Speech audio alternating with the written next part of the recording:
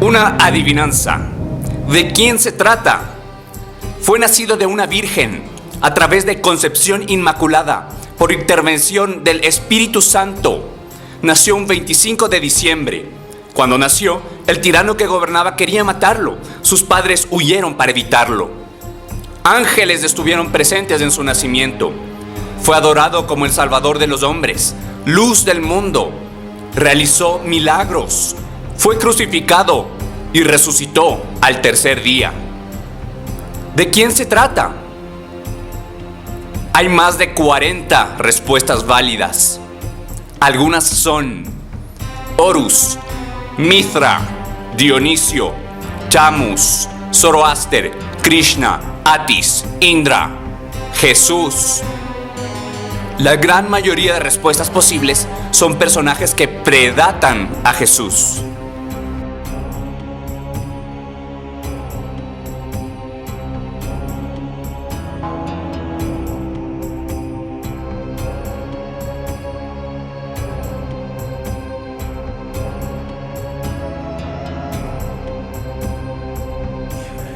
Astroteología. Es teología fundada en la observación o conocimiento de los cuerpos celestes. Es la equivalencia, la correspondencia entre los dioses y los astros. La Trinidad. Este concepto religioso de la deidad separada en tres instancias es un concepto antiguo, es una historia ancestral, mucho más antigua que el cristianismo. Es la referencia a la Sagrada Familia, Padre, Madre e Hijo. En el Antiguo Egipto era representada por los dioses Osiris, Isis y Horus. En Babilonia, Nimrod, Semiramis y Tammuz. En el cristianismo, Dios, el Espíritu Santo y Jesús. Al ser una religión patriarcal falocéntrica, relegaron la representación femenina, el sagrado femenino, María, y la transformaron en un espíritu, pues no podía haber una deidad femenina en la machista doctrina del cristianismo. La Trinidad no son dioses, eso es la historia exotérica. Son un símbolo, una alegoría con un significado profundo. Un significado que ha sido negado, que ha sido escondido por las religiones. En este capítulo, el enfoque será hacia el dogma cristiano, por cuanto es el más practicado por mis hermanos latinos.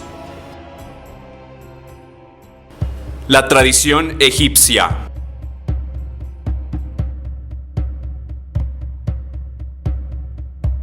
La religión del antiguo Egipto es la tradición pagana originaria del cristianismo. El dogma cristiano es una adaptación de la tradición egipcia. De hecho, el cristianismo vendría a ser paganismo. Este es Osiris. Es el creador supremo, la fuerza divina del cosmos, el que otorga la vida que impregna de voluntad.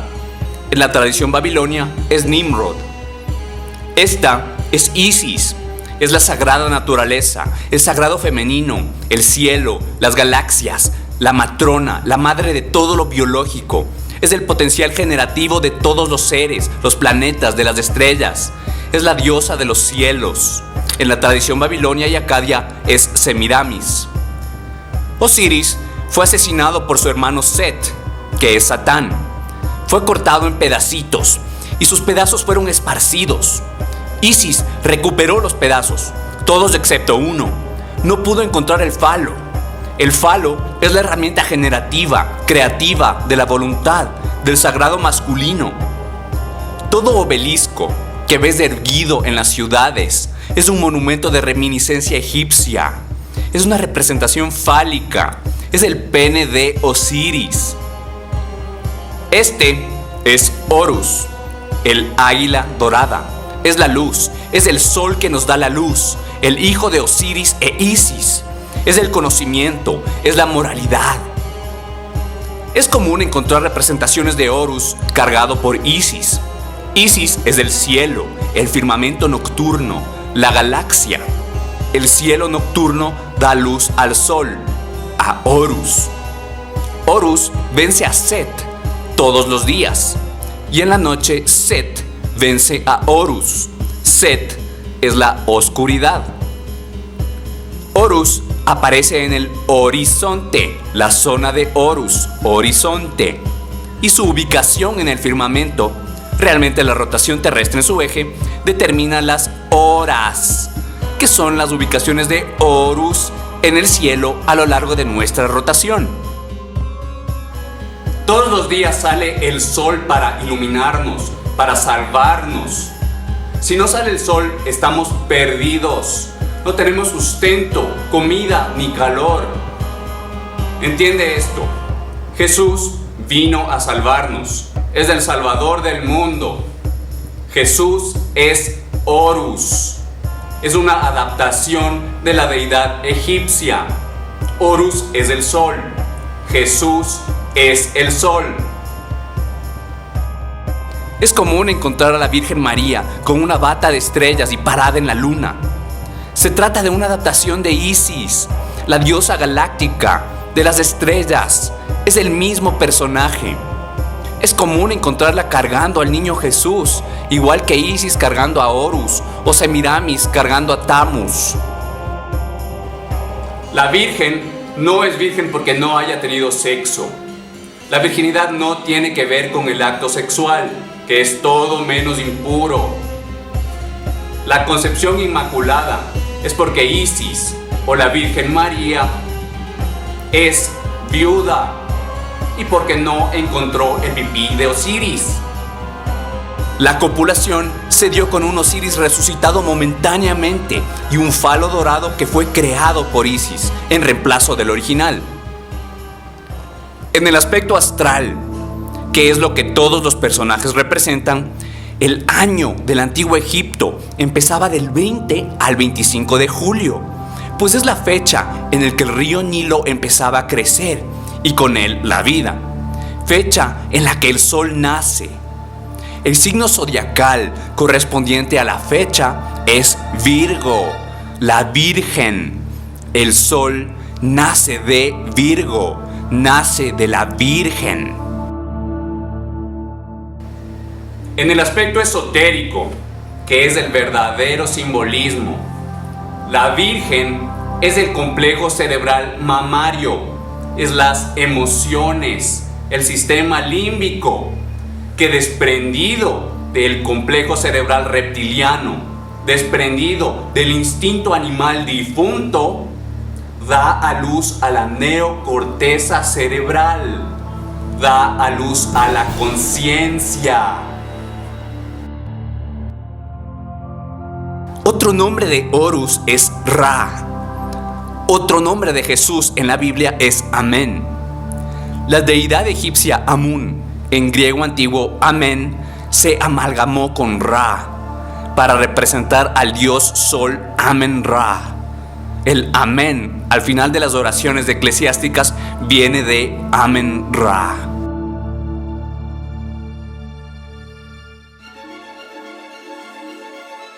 Los astros.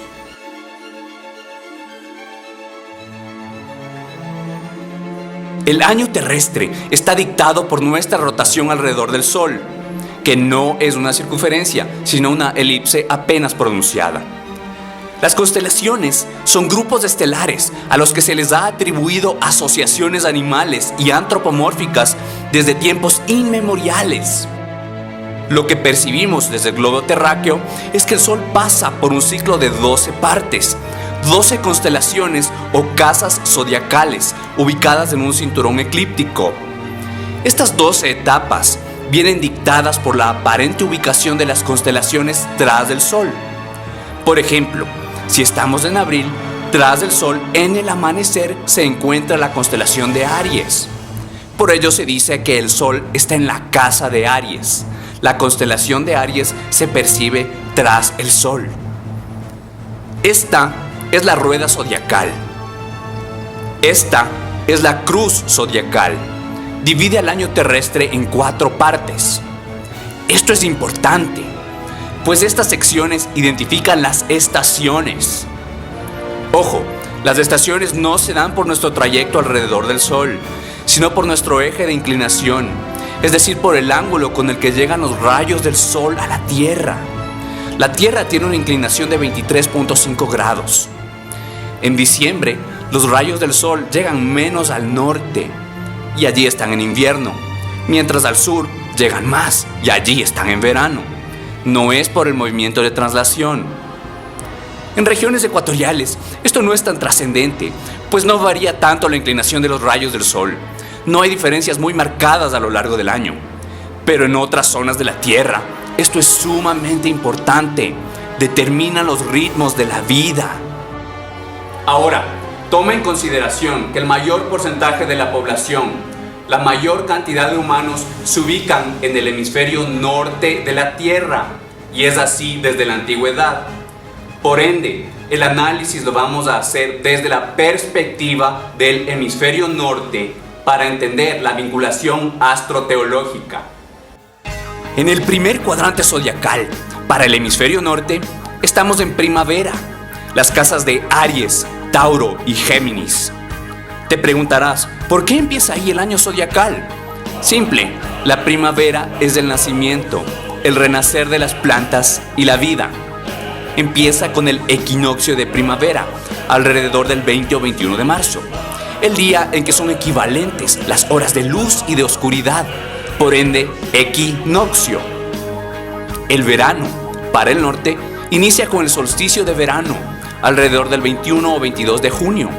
Las casas de Cáncer, Leo y Virgo alojan al Sol en esta estación que finaliza con el equinoccio de otoño, el 21 o 22 de septiembre.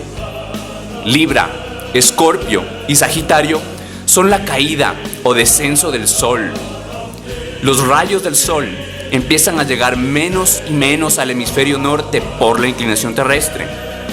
Al llegar el 21 o 22 de diciembre, el solsticio de invierno, el Sol llega a su punto más bajo en el horizonte. Esta es la muerte del Sol. Aparenta quedarse estático por 3 días. La palabra solsticio viene del latín solstitium, de sol, y statum. Significa literalmente cuando el Sol está estático. Después de estos 3 días, se mueve 1 grado hacia arriba, el 25 de diciembre. El Sol renace el 25 de diciembre. El Sol muere en la cruz del zodiaco, en el solsticio de invierno, el 21 de diciembre, para el hemisferio norte. Este símbolo, la cruz, fue adjudicado al cristianismo cientos de años después del siglo I, no como te han hecho creer inmediatamente después de una supuesta crucifixión de un señor. La cruz que utiliza el cristianismo es una datación de la cruz del zodiaco. El 25 de diciembre nace Jesús, nace Horus, Atis, Krishna, nace el Sol. Los 12 apóstoles son las 12 constelaciones. Jesús muere tras ser entregado por Judas, el beso traicionero de Judas. Judas es la constelación de Escorpio. El beso venenoso de Escorpio, en la cúspide de la estación de otoño, precede la trayectoria del Sol hacia el solsticio de invierno, su punto más bajo para el hemisferio norte, o su muerte en la cruz zodiacal. Jesús regresa después de su muerte y supuesta resurrección en la Pascua, fecha que se calcula como el primer domingo después de la luna llena, después del equinoccio de primavera. ¿Por qué? La luna es la diosa Isis, la madre de Horus o la Virgen María. Solo puede engendrar al Sol cuando está completa, cuando está llena. Así puede dar a luz al Sol. El día domingo es la fecha reverenciada por el cristianismo. Domingo proviene del latín dies dominicus, día del Señor. En la antigua Roma se llamaba este día dies solis, día del sol. En inglés es más evidente. Sunday, domingo, es el día del sol. Jesús muere a los 33 años. ¿Por qué? Al Sol le toma aproximadamente 30 días pasar por los 30 grados de cada uno de los 12 signos del cinturón zodiacal. Y es precisamente al 33º grado que el Sol sale completamente de cada casa zodiacal. La religión cristiana es una parodia de la adoración al Sol, en la cual ubican a un hombre llamado Cristo en lugar del Sol y le dedican la adoración originalmente intencionada al Sol. Thomas Paine. La precesión de los equinoccios. El pececito que ves pegado en los autos con la palabra Jesús no es porque Jesús era un pescador de hombres, es referencia a una era. A continuación, en muy resumidos términos, el fenómeno de precesión de los equinoccios, que es de tremenda implicancia, solo haremos referencia puntual al asunto en cuestión. El gran año, que es un ciclo que toma aproximadamente 26.000 años terrestres, es dictado por la precesión de los equinoccios y se divide en 12 eras. Cada era toma aproximadamente 2150 años. Habrás escuchado del calendario maya o los yugas en India. Hacen referencia a las eras de este gran año. La precesión es un movimiento apenas perceptible en la vida de un hombre, pues cada 72 años se mueve solo 1 grado. Existen algunas teorías para explicar el fenómeno de precesión. Una de ellas nos indica que cada era se determina por el tambaleo o giro de la Tierra en función a su inclinación de 23.5 grados. Otras teorías mencionan un sistema binario enlazado a nuestro sistema solar, una segunda estrella que gira y hace girar al Sol y por ende a la Tierra en un patrón enlazado. Por cierto, todo el fenómeno de precesión ya era bien conocido por las civilizaciones ancestrales como los sumerios desde el día 1 de los registros.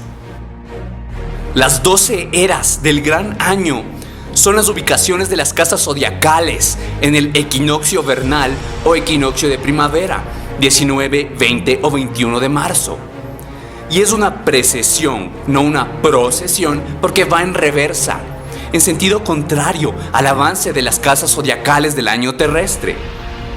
Solo ten esto en claro: los signos zodiacales cambian cada 2150 años. Es decir, alguien que nació en abril en esta era se adjudica el signo de Géminis. Alguien que nació en abril hace 2150 años se adjudicaba el signo de Cáncer. Y alguien que nacerá en 2150 años en abril se adjudicará el signo de Tauro. Cuando Jesús supuestamente nació, se trataba del inicio de la era de Piscis, era en la que aún estamos y está concluyendo. Estamos entrando en la nueva era, la New Age, la era de Acuario. De aquí es de donde salen todas las referencias a peces del cristianismo. Yo estoy con vosotros todos los días hasta el fin del mundo. Mateo 28:20. Esta es una traducción tergiversada en la Biblia del Rey James. Originalmente decía: estaré con ustedes hasta el fin de la era, o sea, la era de Piscis. En el libro de Marcos, faltaban 2 días para la Pascua y para la fiesta de los panes sin levadura, y con engaño los principales sacerdotes y los escribas buscaban cómo prender y matar a Jesús, pero decían: no durante la fiesta, no sea que haya un tumulto en el pueblo. Las palabras atribuidas a Jesús, que sabía de su inminente arresto y muerte, fueron: y allí les saldrá al encuentro un hombre que lleva un cántaro de agua, síganlo. Marcos 14:13. El portador del cántaro de agua es Acuario, la siguiente era. Notarás que no me refiero a Jesús como Cristo. Cristo no es un nombre propio. Varios Cristos han existido en la historia. Cristo quiere decir el ungido, untado por esencias, alguien muy especial. Cristo no es un nombre, es un nivel de conciencia.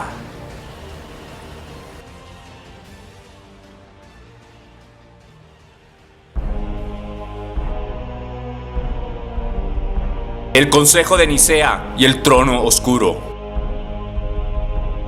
En el siglo III, Constantino adoptó el cristianismo como la religión oficial romana. Esto fue con fines políticos y autoritarios. Al momento, no existía un compendio oficial de las escrituras cristianas. Jesús no escribió una sola palabra. Para adoptar la doctrina, Constantino se valió del Consejo de Nicea para dictar los cánones y crear la iglesia. Estos seres fueron verdaderos asesinos de la humanidad. El Consejo de Nicea y los primeros escribanos, bajo órdenes de Constantino, armaron cánones tergiversados y mal traducidos de las verdaderas enseñanzas. Una amalgama de la tradición judía y adaptaciones astrológicas de las historias de la antigüedad. Y negaron la explicación del simbolismo. Suprimieron libros a gusto y disgusto, como el libro de Enoch, el Evangelio de Tomás y otros apócrifos, para armar una podrida doctrina que desempodera al hombre. Iniciaron el periodo histórico que se conoce como la Edad Oscura, la Inquisición, cruzadas, iconoclasia, la ignorancia. Estos seres podridos perpetuaron uno de los peores holocaustos de esta era. Holocausto es una ofrenda al fuego. Viene del griego holocaustos. Holos es completo y caustos, quemado. Destruyeron, quemaron, ofrendaron a Satán la biblioteca de Alejandría en Egipto, la cuna de todo el conocimiento ancestral, la biblioteca más importante del mundo de la antigüedad. Se quemaron cerca de 500,000 pergaminos. Todo registro del conocimiento arcaico, ocultista, historia de nuestros orígenes. La iglesia, en su misma concepción, se encargó de sacrificar la conciencia, la libertad, cortó las alas de la humanidad. Matar el conocimiento es matar la esencia, es matar al ser y es matar a la libertad. El Imperio Romano nunca cayó. Señores, entiendan esto. El emperador sigue esclavizando desde su trono oscuro. Simplemente cambió de nombre a el Papa, el vicario de Dios en la tierra. ¡Qué arrogancia! Vicario es el encargado en función con todos los poderes, o sea, es Dios en la tierra. En la actualidad, este personaje, con una carita de yo no fui, te endulza, mientras encubre la inmundicia que existe en el Vaticano, vinculado a los ocultistas del Sol Negro que se creen dueños del mundo. No hay nada sagrado en la iglesia. De hecho, es todo lo contrario. El rezo cristiano más pregonado, el Padre Nuestro. Padre nuestro que estás en el cielo. Desde ahí ya te clavaron un montón de mierda. Te ubican en una posición determinista, en una posición de víctima de Dios que está en el cielo. Y tú estás lejos de ahí, que eres impío e impuro. Dios te botó en el abismo aquí a sufrir lejos de Él. Ese no fue el rezo original. El rezo original fue en arameo. En una traducción más exacta, la primera parte del rezo dice: Thou Father, who art within and without. Padre nuestro que estás dentro y fuera. La podrida iglesia cambió el rezo para desempoderar a la humanidad, junto con un montón de basura dogmática, para que ni se te ocurra buscar a Dios dentro de ti. Que ni se te ocurra buscar un Salvador en ti. Que siempre dependas de tu Jesús, que vino a morir por tus pecados y a salvarte. Algunas fuentes que defienden la existencia de Jesús alegan que perteneció a la orden de los antiguos esenios de Qumrán, autores de los pergaminos del Mar Muerto, sabios que se alimentaban de una dieta vegetal. Otras fuentes alegan que Jesús existió, pero que no murió en la cruz. Murió sea en Francia o en Kashmir, en la India, donde muchos dicen que vivió en su juventud y donde fue iniciado en los misterios. No hay verificación o mención de crucifixión significativa alguna de una persona llamada Jesús Cristo en las escrituras de grandes historiadores como Philo, Tacitus, Pliny, Suetonius, Epictetus, Cluvius, Rufus, Quintus, Curtius Rufus, Josephus, Plutarco y el romano cónsul Pluvius Petronius. Tony Bushby, The Bible Fraud. Lo más probable es que el personaje conocido como Jesús jamás haya existido. No existen evidencias históricas sólidas para comprobarlo. Entiende esto. Si es que Jesús existió, no vino para salvarte, no vino a morir por tus pecados, no resucitó.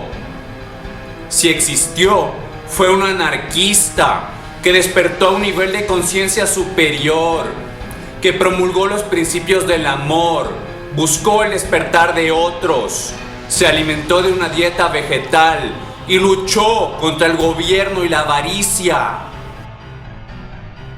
No penséis que vine a traer paz a la tierra. No vine a traer paz, sino espada. Mateo 10:34.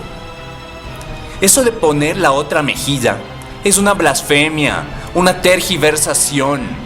Contra la maldad se emplea la espada. Un dato interesante. Hay una generalizada proporcionalidad indirecta entre economía y religiosidad de los países. Los últimos siglos han representado un descenso de la comunidad cristiana. Mi opinión es que esto se debe en gran parte a la alfabetización, a la propagación de conocimiento. A mi parecer, el desarrollo de la imprenta en 1440, de la mano de Gutenberg, fue el advenimiento de la caída de la religión cristiana, pues facilitó la reproducción literaria y facilitó la alfabetización, un avance tecnológico que dotó de alas a la humanidad. Paradójicamente, el primer libro impreso en prensa fue la Biblia. Es ahora el libro más impreso del mundo. En la Edad Oscura, antes de las grandes reformas, solo intentar reproducir o traducir una Biblia era una herejía. Te quemaban vivo, pues querían mantener el dogma. Los últimos siglos, con un acceso difundido de las escrituras, más y más seres pudieron encontrar la decepción bíblica. Sin embargo, los seres al tope de la pirámide siguen siendo los mismos. Solo engendraron otras religiones para aprisionarte, como son el dinero y los gobiernos. Lamentablemente, en América Latina, el miedo está tan enraizado en la psiquis. La violenta imposición española de la religión sigue muy latente. Los seres aún manifiestan un miedo tremendo de cuestionar la doctrina.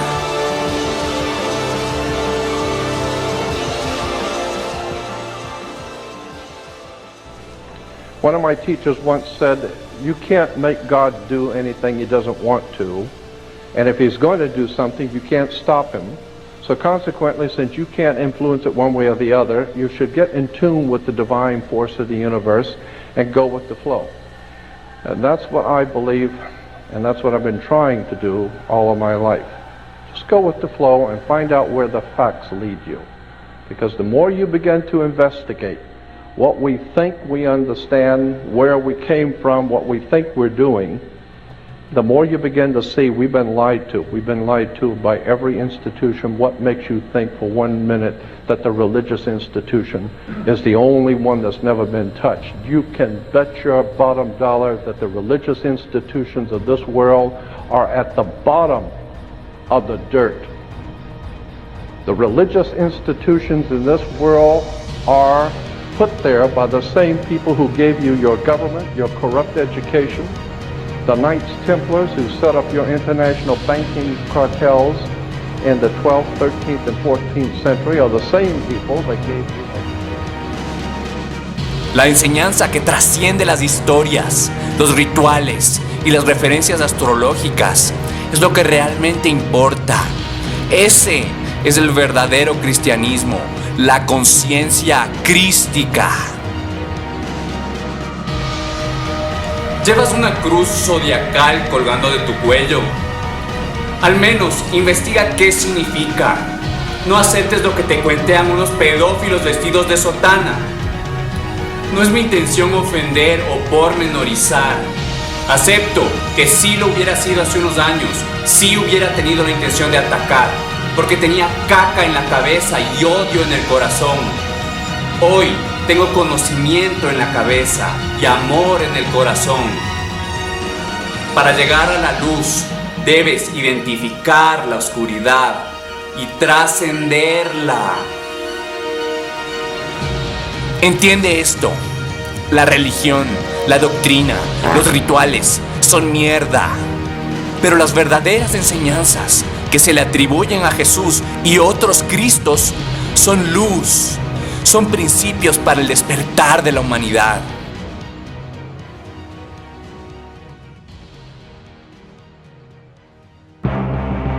No te pierdas el siguiente capítulo de la Trinidad Sacrílega, la ofrenda a Mamón, el combustible del infierno.